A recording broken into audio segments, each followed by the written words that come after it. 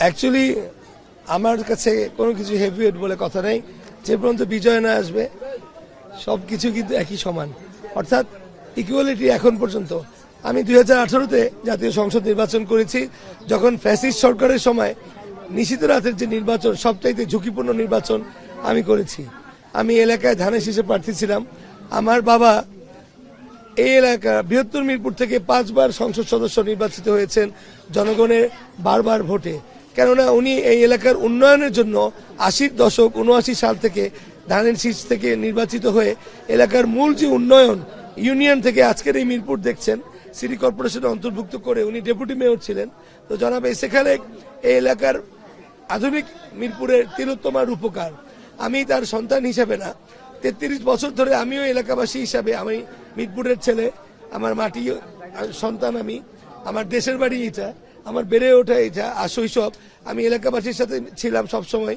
33 বছর রাজনৈতিক অভিজ্ঞতায় আমি বিশেষ করে গত 17 বছর আমি এলাকার লোকজনের পাশাপাশি আমার দলীয় বিএনপি দলীয় সকল নেতা কর্মীকে তাদের বারবার কারাবরণের সত্ত্বেও তাদের আইনি সহায়তা থেকে শুরু করে পরিবারের পাশে থেকে, করোনা মহামারীতে তাদের পাশে থেকে আমি ঐক্যবদ্ধ করেছিলাম গণতন্ত্রকে সুসংহত করার জন্য।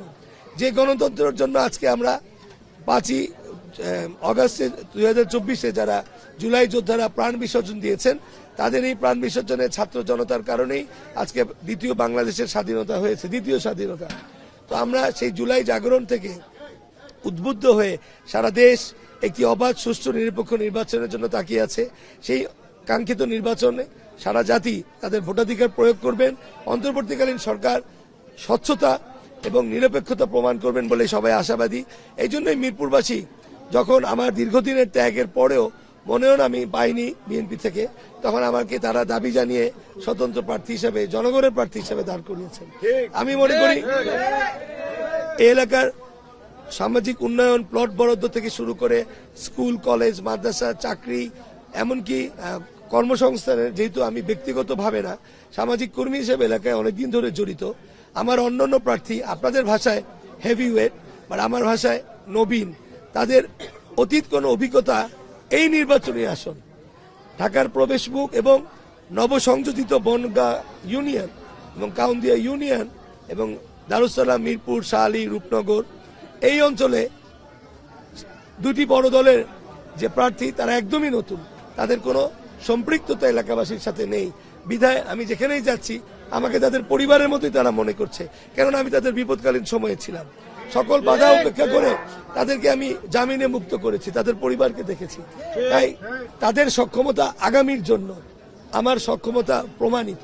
আমি মনে করি মিরপুরের সন্তান হিসাবে এলাকাবাসী একজন নির্দলীয় প্রার্থী হিসেবে আমাকে নির্বাচিত করলে আমার যে পরিকল্পনা আছে আগামী মিরপুর, এই যে নতুন ভোটার তরুণ প্রজন্ম, তাদের মেধাকে কাজে লাগিয়ে আমরা একটি গ্রিন মিরপুর, ক্লিন মিরপুর, একটি বাসযোগ্য আদর্শ মিরপুর হিসেবে রাজধানীর বুকে মিরপুরকে প্রতিষ্ঠা করব।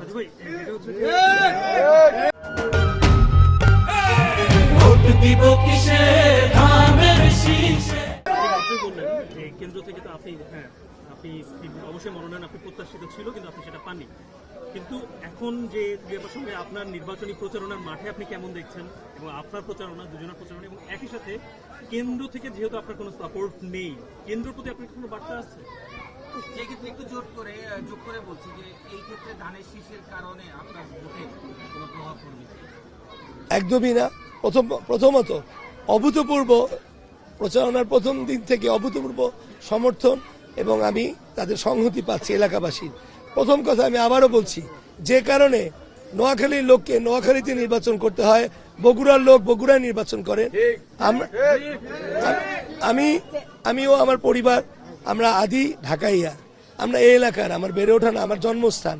তাই এলাকার লোক হিসাবে, এলাকার একজন সমাজকর্মী হিসাবে, এলাকার জনদরদি হিসেবে আমার যে দরদ, যে ডিভোশন, আমার যে কন্ট্রিবিউশন টু দ্য কমিউনিটি, এটা কিন্তু অন্যদের ক্ষেত্রে নাই, প্রমাণিত না। তাই আমার সাথে আমি কিন্তু একা না। একটি জাতীয় নির্বাচন, সর্বস্তরের ভোটাররাই তাদের গোপনীয়তা রক্ষা করে ভোট দেন। ভোট তাদের পবিত্র ও সাংবিধানিক অধিকার এবং আমানত। আমার দাদা ভাইরা যারা আছেন তারা শুধু এলাকাবাসী ভোটার না, এখানে অনেক দলীয় কর্মী আছেন। কেন্দ্র থেকে কোনো কিছু বলা হয়নি। আমি বিএনপিরই কর্মী ছিলাম, এখনো আছি বিএনপির সমর্থক, শহীদ জিয়ার আদর্শ, বেগম খালেদা জিয়ার আদর্শ, জনাব তারেক রহমানের আদর্শের অনুসারী। কিন্তু সাংগঠনিক যেহেতু আমি স্বতন্ত্র হয়েছি দলের সাংগঠনিক সিদ্ধান্তের বিপক্ষে, সেই হিসেবে দল সাংগঠনিক ব্যবস্থা নিয়েছে। আমার নেতাকর্মীর তো কোনো বাধা নেই, একটি স্বাধীন দেশ, তার মতামত তিনি যাকে খুশি তাকে দিবেন। একটি দলের আদর্শের সাথে অবশ্যই যে আদর্শ যে বাস্তবায়ন করবে তার সক্ষমতা, তার দেবার ক্ষমতা, এই এলাকা মানুষের জানমাল ও এই যে ব্যবসা বাণিজ্য পরিবারের সুরক্ষা নিরাপত্তা দেওয়ার সক্ষমতা কার কতটুকু, এটা অবশ্যই একজন সচেতন ভোটাররা বিবেচনা করবেন। সেই বিবেচনায় আমি নিজেকে আর সবাই চাইতে অগ্রগামী মনে করছি। বিধায় আমি আশাবাদী ইতিহাস সৃষ্টি হবে ঢাকা শহরে, ঢাকা 14 আসনে। আমি একজন রাজনৈতিক কর্মী না, সমাজকর্মী হিসাবে, সমাজসেবক হিসাবে জনগণের পাশে ছিলাম এবং আজীবন থাকবো। এই মিরপুরবাসীর জন্য আমার প্রাণ উৎসর্গ করব। মিরপুরের যে মূল সমস্যা মাদক, কিশোর গ্যাং এবং এই যে চাঁদাবাজি, আপনি এইগুলোর ব্যাপারে কি অ্যাকটিভ দিবেন বা আপনার কাছে কোনটাকে প্রায়োরিটি দিয়ে ঠিক করবেন আপনি? আমি অ্যাকচুয়ালি প্রাক নির্বাচনী যে গণসংযোগ মত বিনিময় করেছিলাম, সেখানে প্রতিটি এলাকা থেকে যে আমি মতামত পেয়েছি, আমাদের এই ঢাকা 14 আসনের অন্যতম সমস্যাই হচ্ছে মাদক সমস্যা এবং এই মাদকের ক্রয় বিক্রয়ের যে স্পট, এগুলোকে নির্মূল করার দাবি প্রতিটি এলাকাবাসীর কাছ থেকে পেয়েছি। আমি তাদেরকে বলেছি যে এলাকাবাসী আবার বৃদ্ধ বনিতা অর্থাৎ ছাত্র থেকে মুরব্বী সবাইকে নিয়ে সমন্বিতভাবে আমরা এগুলো মাদককে সহনীয় পর্যায়ে না একদমই নির্মূল করব। দ্বিতীয় হচ্ছে এই এলাকা অত্যন্ত অর্থনৈতিকভাবে সমৃদ্ধ, ব্যাপক ব্যবসা বাণিজ্য বিপণী কেন্দ্র আছে এবং এখানে টার্মিনাল আছে, বালু ইট পাথর আড়ত আছে এখানে। জি, তো এখানে এক ধরনের নীরব চাঁদাবাজি সহ, যেটা আপনারা বললেন কিশোর গ্যাংয়ের উৎপাত অনেক আছে, সেই চাঁদাবাজ বা সন্ত্রাসকে আমার লক্ষ্য হচ্ছে সহনীয় নিম্নতম পর্যায়ে নিয়ে আসা, ঢাকা উত্তর মহানগরে সর্বনিম্ন অবস্থান করা অপরাধের মাত্রা, এটা আমার প্রথম লক্ষ্য। দ্বিতীয় লক্ষ্য অর্থাৎ মাদক নির্মূল, সন্ত্রাসকে ন্যূনতম সহনীয় পর্যায়ে নিয়ে আসা নিম্নতম। ও তৃতীয় হচ্ছে সবুজের সমারোহে মিরপুরকে জঞ্জাল মুক্ত করা। একটি ফুটবলের কালজয়ী গোলের ফ্রি কিকের মাধ্যমে মিরপুর থেকে সকল পঙ্কিলতা ও জঞ্জাল মুক্ত করব। অর্থাৎ ময়লা আবর্জনা, স্বাস্থ্য সচেতনতা, ডেঙ্গু ম্যালেরিয়া চিকুনগুনিয়া থেকে জনগণের সুরক্ষা দেয়া, পাশাপাশি সন্ত্রাস নির্মূল ও নিজের আত্মার পরিশুদ্ধতা জনগণের মধ্যে জনসচেতনতা সৃষ্টি করে আমি মিরপুরকে আধুনিক ও বাসযোগ্য মিরপুর হিসেবে গড়ে তুলতে চাই। অবশ্যই যে জুলাই যোদ্ধাদের আত্মবিসর্জনে আমরা আজকে দাঁড়িয়ে আছি গণতন্ত্রের এই শিখরে, আমি এই গণভোটে হ্যাঁ পক্ষে আছি। জুলাই সনদ অবশ্যই আমাদের একটি জাতির জন্য একটি বিশাল সনদ, এটাকে আমরা হ্যাঁ ভোট দিয়ে পাশ করবো বলে আমি বিশ্বাস করি। ধন্যবাদ।